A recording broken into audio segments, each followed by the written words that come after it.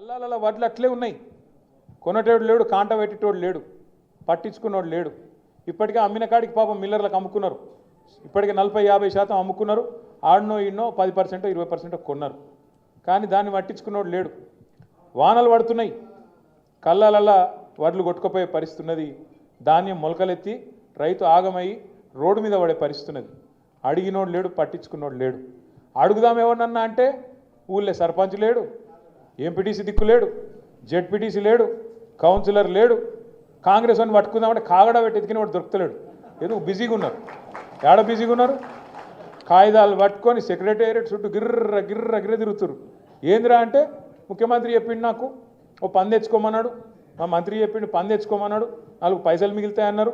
ఇక పాత బాకీలు ఏమైనా ఉంటే, పాత బిల్లులు ఏమైనా ఉంటే తెచ్చుకోమన్నారు, ఇస్తామన్నారు, కమిషన్లు తీసుకోమన్నారు. ఒకటే పనులు ఉన్నది ప్రభుత్వం మొత్తం.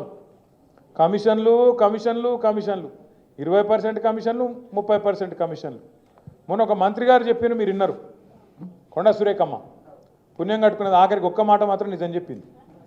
మా ప్రభుత్వంలో ఫైళ్ళు కదలాలంటే మంత్రులు చేయి దడపందే కాదు, కానీ నేను ఒక్కదాన్ని మాత్రం మంచిదాన్ని మా వాళ్ళు అందరూ లంగాలని చెప్పింది. ఆమె నిజాయితీ. ఆమె సంగతి నాకు తెలియదు కానీ మాట మాత్రం చెప్పింది, ఖుల్లా చెప్పింది.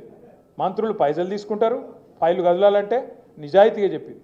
ఇంకో తమ్ముడు ఉన్నాడు ఎమ్మెల్యేగా, మహబూబ్ నగర్, ఆయన ఖుల్లా చెప్పిండు, కాంగ్రెస్ ఎమ్మెల్యే 30% కమిషన్ తీసుకుంటాను మా మంత్రులని.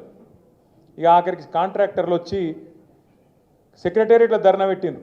ఉప ముఖ్యమంత్రి బట్టి విక్రమార్క ఛాంబర్ ముంగట 20% కమిషన్ 30% కమిషన్ నీకిస్తే మాకేం మిగులుతుంది రాబోయే అని చెప్పి వాళ్ళు లొల్లి.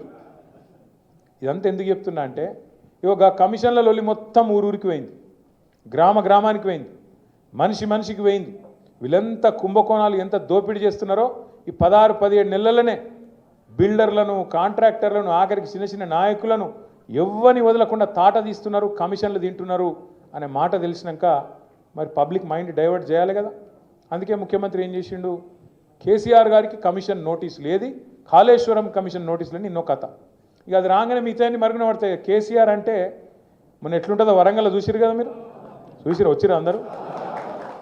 కేసీఆర్ కదిలితే మొత్తం మళ్ళీ తెలంగాణ సమాజం అంతా అక్కడికి వచ్చి, వరంగల్కి వచ్చి చరిత్రలో చూడని ఒక అద్భుతమైన మీటింగ్ అద్భుతంగా విజయవంతం చేసినందుకు నిర్మల్ జిల్లా నాయకులకు, నిర్మల్ తాలూకా నాయకులకు కూడా మనస్ఫూర్తిగా ధన్యవాదాలు చెప్తున్నాను. కేసీఆర్ కదలంగానే వీళ్ళకి భయం పుట్టుకున్నది. మళ్ళీ అమ్మ కేసీఆర్ బయటికి వచ్చిండు, మళ్ళీ లక్షల మంది వచ్చిర్రు, ఇక మన పని తుస్సు. కాబట్టి ఏం చేయాలి, ఏదో ఒకటి చేయాలి, నోటీసులు ఇవ్వాలి, ఏదో జరుగుతుందన్నట్టు బిల్డప్ ఇవ్వాలి, ఏదో ఒకటి చేసి మన వైఫల్యాల నుంచి, మన అటర్ ఫ్లాప్ గవర్నమెంట్ నుంచి ప్రజల దృష్టి మలచాలి.